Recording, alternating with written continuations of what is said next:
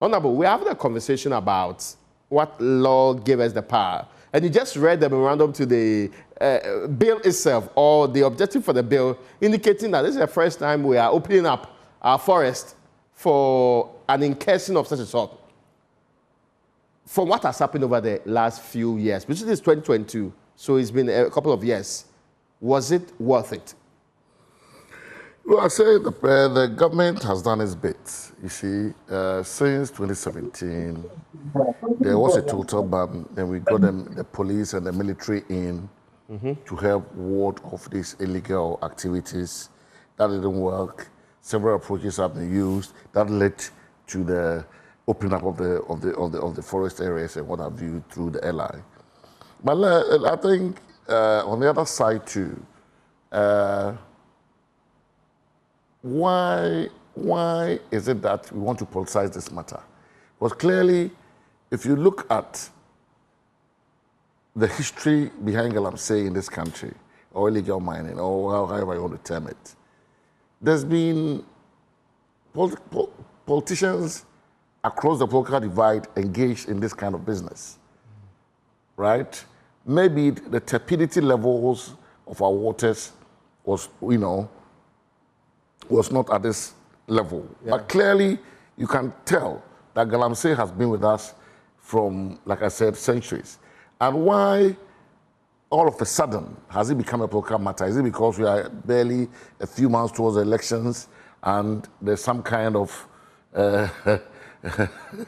political point scoring out there, by our opponents, the NDC and what have you?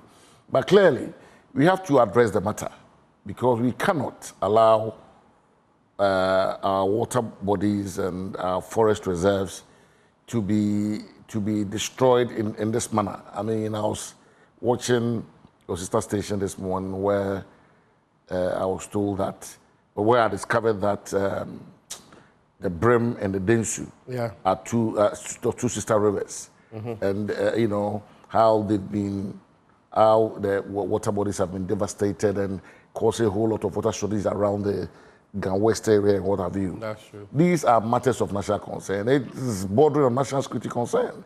I was in Cape Coast over the weekend, and there was no water from Saturday evening till Sunday around midday when I left. In fact, the warning in the central region and the western region is that 60% of the water they actually treat cannot be used. Oh, no. What was brought to my bedroom, to my bathroom, is not something you can use. Really? Yes. As brown as, as Lipton tea. Wow. Yes. So this is the kind of, situation we find ourselves. That's why I don't want this matter to be politicized. Because when you politicize it, then people hide behind political parties and then, try and make it a political matter. This is a national crisis. Okay. Right? We demand that the president straight away must set up. Well, the committee has been set up again. There was ad hoc committee. There was one, the from Boakye one. Interministerial committee. Interministerial one, and now there's the Kandapa one, right? We must take, I want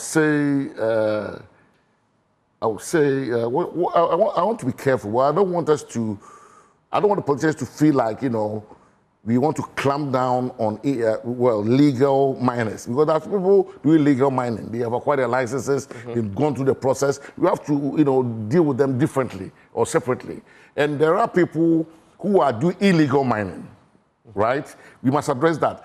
And I mean, Raymond, there are three key stakeholders that cannot be left off the hook. Look, you walk into every community, right? The chief is there, or the paramount chief is there. Yeah. You come to my area, for example, we have Otumfo as the overlord there, right? And then when it comes to governance, we have DISEC, that's a district security committee. You at the higher level, we have RECSEC, right? The regional minister sits in, the mayors sit in, and what have you. And then you have Galamsey taking place in our communities. So what I'm trying to say that the certain heads must roll, because if a whole chief or a paramount chief can tell me that there's Galamsey taking place in his backyard without his knowledge, and he's failing to act, then questions will be asked. Then questions must be asked.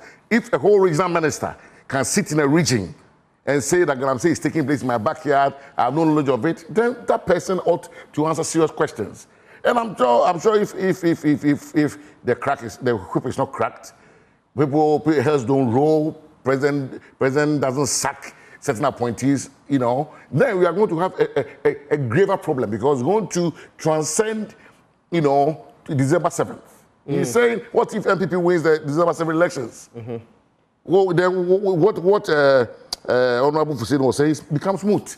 Because then we are going to be looking at different continuity. Yes, you understand. But we must nip it in the bud. We must create a situation where we make Galamsey unattractive. Right? The legal miners can do that, if they've gone through the process and acquired their licenses and they are doing everything legitimately, then that's fine. We shouldn't, harass them.